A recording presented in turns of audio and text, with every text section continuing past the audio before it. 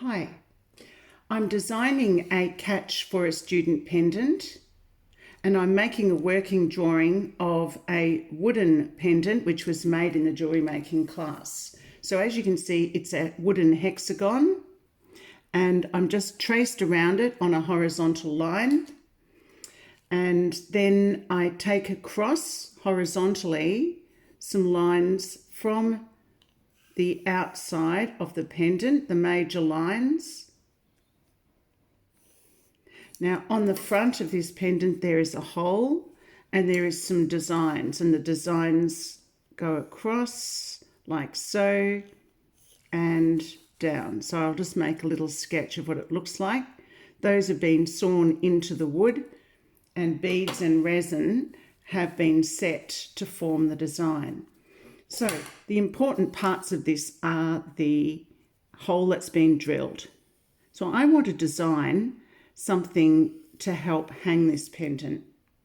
I'll measure the width of it, and the width is 9 millimeters. So across from that, maybe I'll leave some room to work. I mark on 9 millimeters and take 2 vertical lines. Now we're just sketching here. You can certainly use set squares to do this more accurately, but we're sketching a front and side view of the pendant. So this is the side view, and the main parts of this are the edge of the wall, the side of it here, the bottom, the top, and where the hole goes through, you need to put a broken line which is called a hidden line. Now it's circular and you could put a centre line through that, but I'm just doing this as a design. So what I'm thinking of doing is using a pin. So this is a ball pin, and I'm thinking of putting it through and making a catch using pliers. I'm not quite sure whether to use silver. This is a silver plated pin, or I have some brass wire and I have some copper wire. I'd like to put a bead in it too, because I've looked at all the possible designs and I think I'd like to put a bead in it. So first I'll just make a little bit of a design of what I think I could do. So just looking at it, I think the pin is best to go at the back and it will go up, and maybe I could make a loop or something up here. Well, that's my first design. Not so sure about that.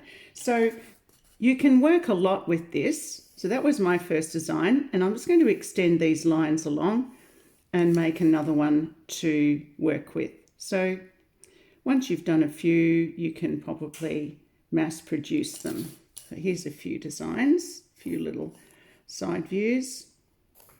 And if I want to put a bead in it, I'd put the edge of the pin here, go through, bend it up, and then I'd probably put a bead here. The pin could go through and then I would form a loop. Now I'm thinking that could work. So I've got a couple of possibilities. Copper probably does go well with that, but I'm a bit limited with what I have here at home. I do have some beads. I have some black beads. I'm wondering if that one would go with it. Looks okay, I think. I have some green beads. I have some gold beads. I don't think the gold is the vibe I'm going for with this. It looks a little bit artificial next to such a natural object. The green sort of fights with it a bit and detracts from it. I think I would use those onyx beads. They are actually onyx. So I like the fact that they're natural. So I could actually add some beads in on the chain or cord that I want to hang that with too. So I think I'll go with that bead.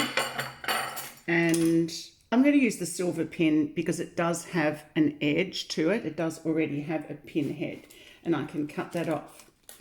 So getting everything ready, I have my round nose pliers here. I'll just move that away because it's a little bit noisy. And I'll just go ahead and form this. So going through does that pin head pull through? Because sometimes beads can stop things from pulling through, but that seems to be okay. So bending that so that it does fit well, and using some pliers just to make sure that it's bending securely. So I've just bent that a little bit securely. Now I'm going to bend it back using my needle nose pliers, bending that back so it fits to the center of the top of the hexagon, and then perpendicular change of direction. It does wiggle around a bit. Now's the time to put my bead on. I might straighten that a bit because I've changed the direction, but I'll get it really straight. There it is. Putting the bead on. I'm just working from home to show you how to do some different tasks, different skills. So I've put that bead on, and now I'm going to form the circular jump ring, the ring shape at the top to hang it. Okay, the first thing I'm going to do is secure that. So using my pliers, I actually bend towards the front, and now using my circular pliers, I'm going to make the loop. I think I'll cut some off at this stage. So I'm just going to guess that I'm going to need that much room. So I'm going to cut that off, face it down towards the paper so it doesn't jump up and hit anyone in the eye. So I've cut that off. Now, just to make sure it's not too sharp, because I've cut it, I'm taking off any sharp edges with a piece of emery paper.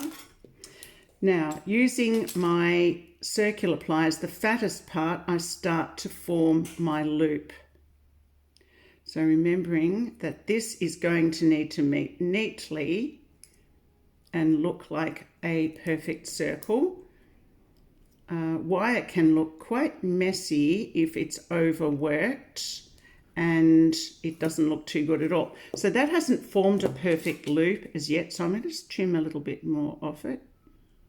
So quite gently, just trim a few millimeters, pointing it down towards the paper so it doesn't hit me in the eye. Just taking the rough edges off that and forming the loop at the top. So try to keep your work very clean, and there is a little bit of movement still in that. It looks like the pin is quite secured at the back, and I think I could use that to hang that on a cord. So notice that the loop here, I'm going to straighten that joint up. The loop here could have a cord going through it in that direction. That needs to be considered. If I had the loop around in a 90 degrees so that it was open at the front, you would have to add a jump ring. So that's the kind of way I would like you to prepare your designs for mounting pendants. Thanks for listening, and hopefully I'll see you in class soon. Bye for now.